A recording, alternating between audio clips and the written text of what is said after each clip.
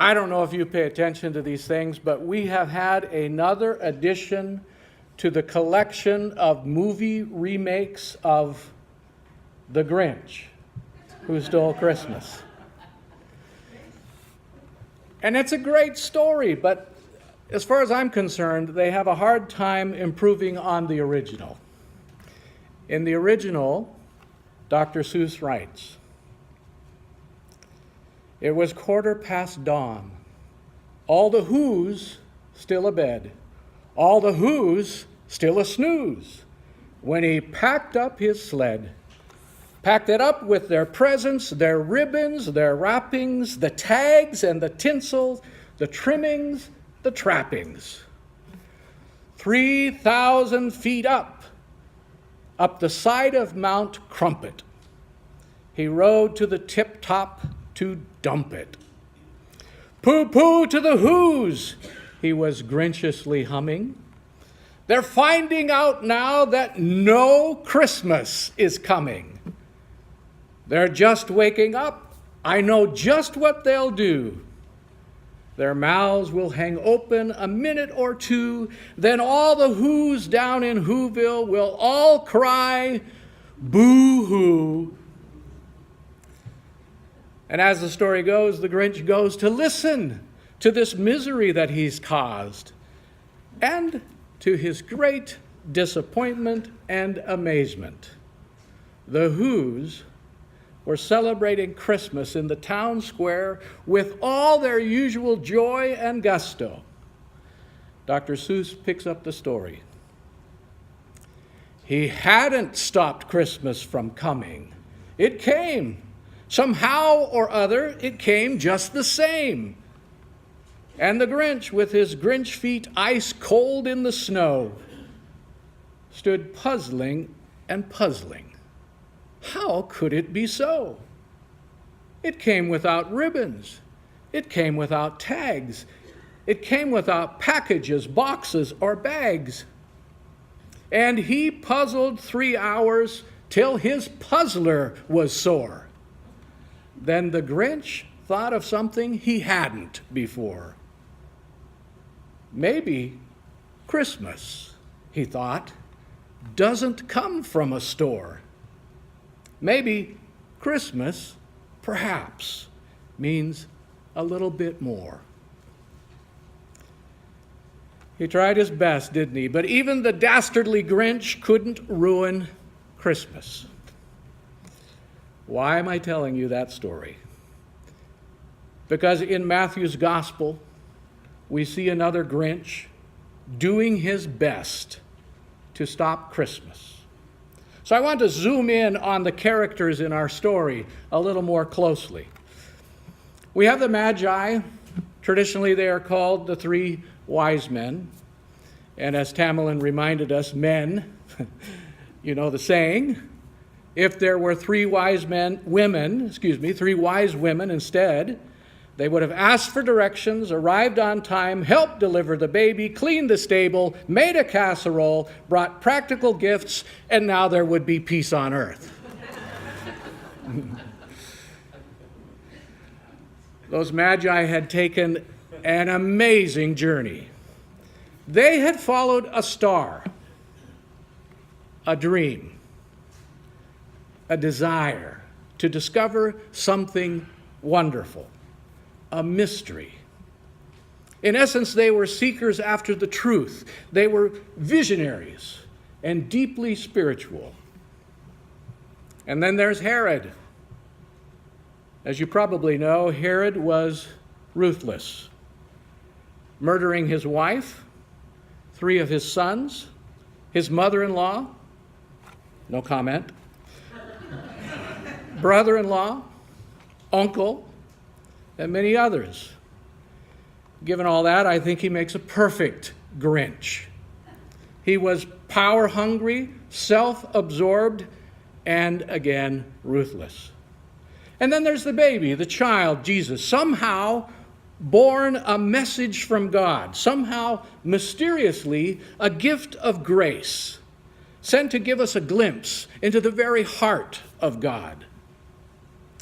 Now, that reality of God could not be captured in a set of laws. It could not be captured in any system or set of beliefs.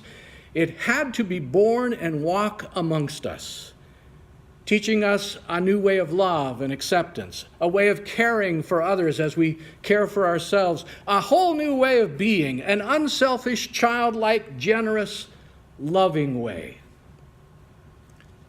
The conflict comes when the Magi stop to consult with Herod.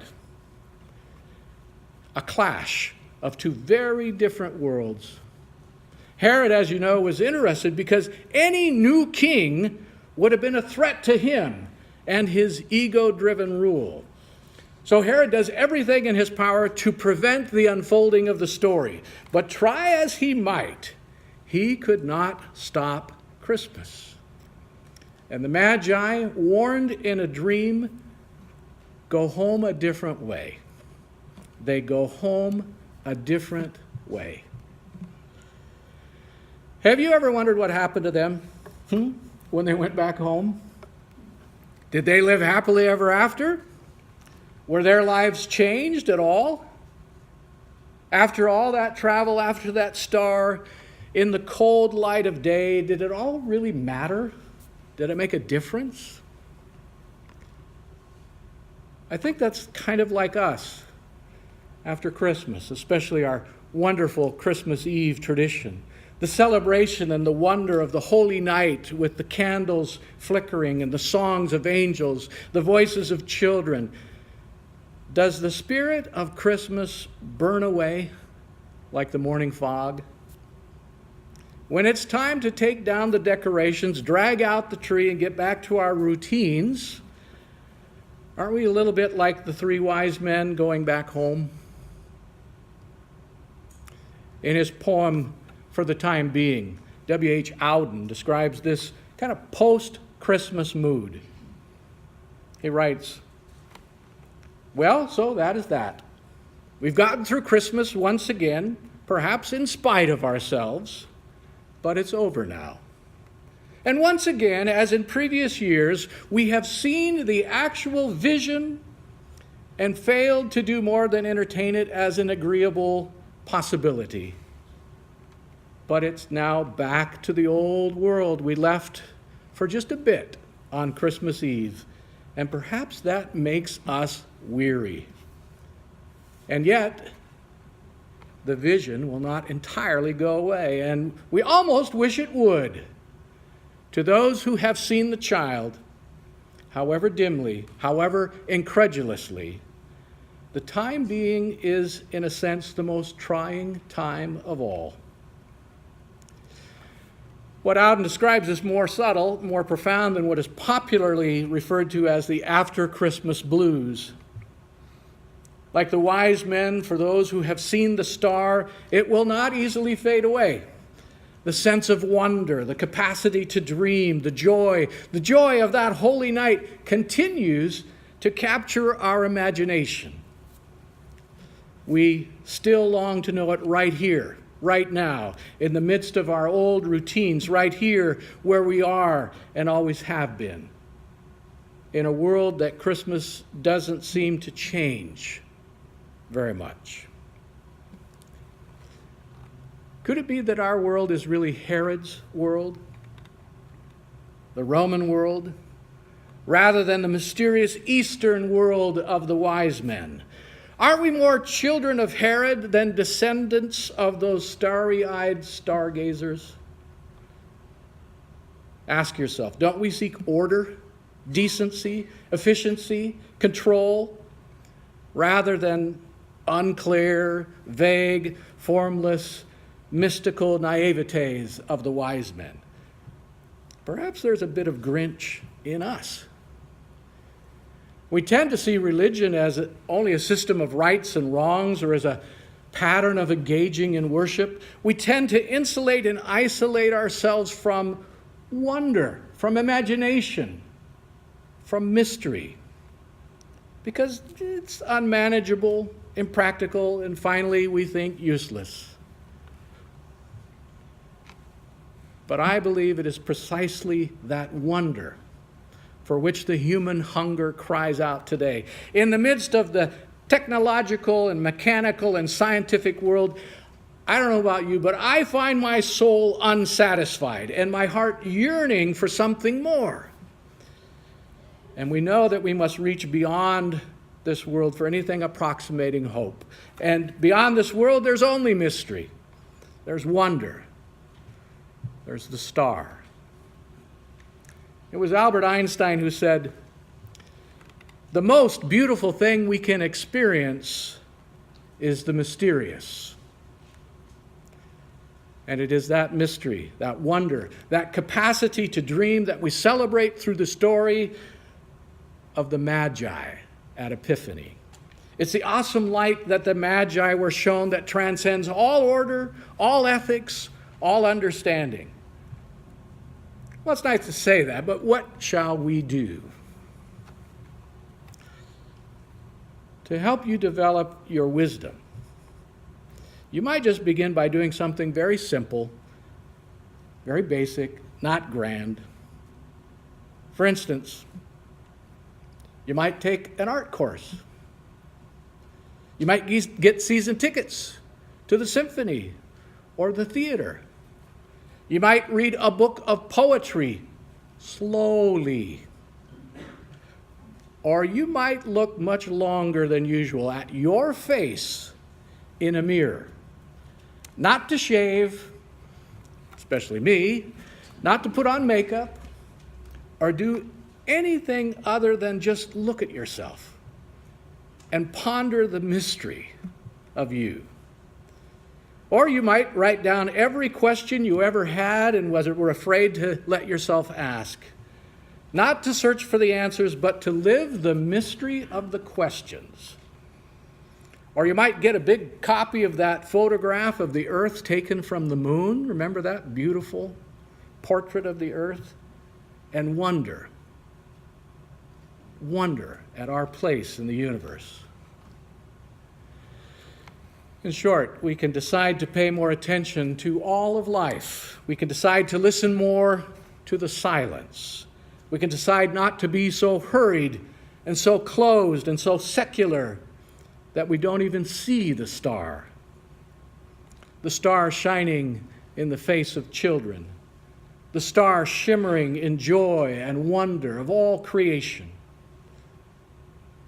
There was a church official who returned from a trip to Africa where he had been discussing the issue of ordaining women with African church leaders who were vehemently opposed to the idea.